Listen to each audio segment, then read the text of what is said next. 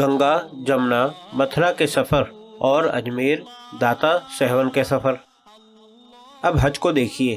ہر مسجد اللہ کا گھر ہے، ساری زمین پر جہاں چاہیں نماز پڑھ سکتے ہیں، مگر حج صرف مکہ مکرمہ میں ہی ہوگا، طواف بیت اللہ کا ہی ہوگا، بوسہ صرف حجر اسود کو ہی دیا جائے گا،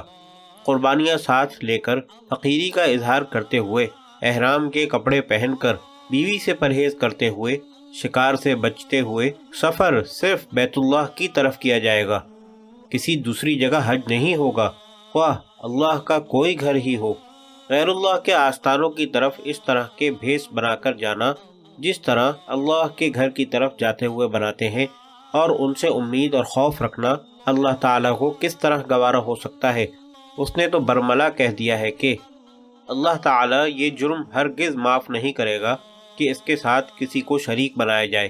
اور اس کے علاوہ جسے چاہے گا بخش دے گا۔ ہندوؤں کے یہاں بہت سی جگہیں ہیں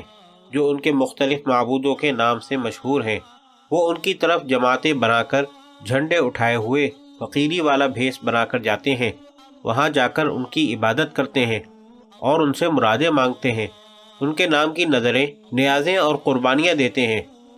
تحفۃ الہند کے دوسرے باب کی 5ویں فصل سے چند جگہیں ملاحظہ فرمائیں۔ کرکھیتر، گنگا، جمنا، کانگڑا، متھرا، دوارکا، جگناتھ اور بہت سی جگہیں ہیں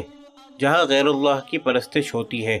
مگر اللہ کی عبادت کا پتہ بھی نہیں چلتا۔ اب مسلمانوں کو دیکھ لیجئے،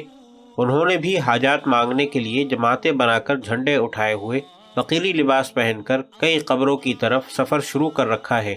وہاں جا کر قبر کا طواف کرتے ہیں، نظریں نیازیں دیتے ہیں، جانوروں کے چڑھاوے چڑھاتے ہیں،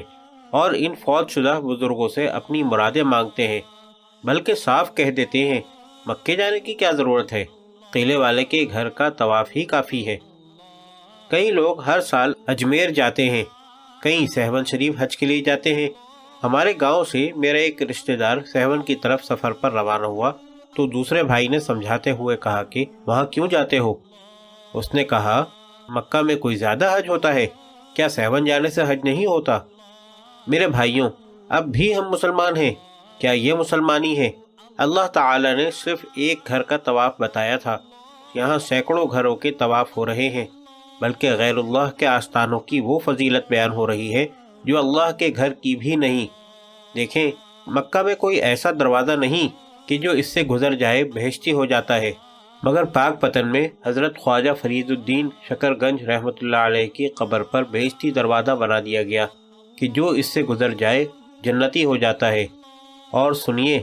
شیر گڑھ، کلیر شریف، داتا گنج بخش، امام بلی، مادھو لال حسین، غرض جتنے کنکر اتنے شنکر، ان سب کی طرف ہر سال سفر ہوتا ہے۔ عقیدہ ہندوؤں کا تھا، اختیار مسلمانوں نے کر لیا۔ میرے بھائیوں، اپنے ان بھائیوں کو بچا لو، یہ صاف جہنم کی طرف جا رہے ہیں، غیر اللہ کو پکار رہے ہیں۔ انہیں اس پیغمبر کا حکم سناؤ جس کا انہوں نے کلمہ پڑھا ہے، ان سے کہو کہ آؤ رسول اللہ صلی اللہ علیہ وسلم سے پوچھ لیں کہ ان کا حکم اس کے متعلق کیا ہے۔ صحیح مسلم میں حضرت جابر رضی اللہ عنہ سے روایت ہے، رسول اللہ صلی اللہ علیہ وسلم نے منع فرمایا کہ قبر پر عمارت بنائی جائے یا اس پر بیٹھا جائے۔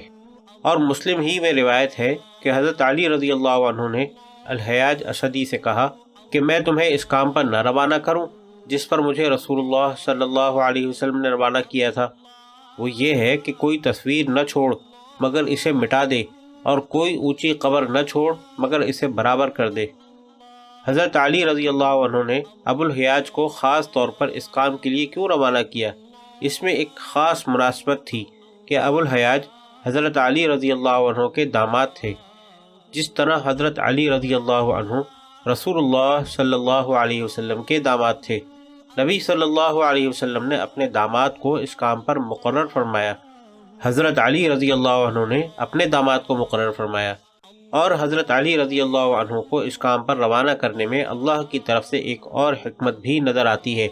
وہ یہ کہ جتنے قبر پرست سلسلے ہیں سب حضرت علی رضی اللہ عنہ کے نام لیوا ہیں۔ اللہ تعالی نے ایسا انتظام فرمایا کہ بلند قبریں برابر کروائیں تو انہی کے ہاتھ سے کروائیں،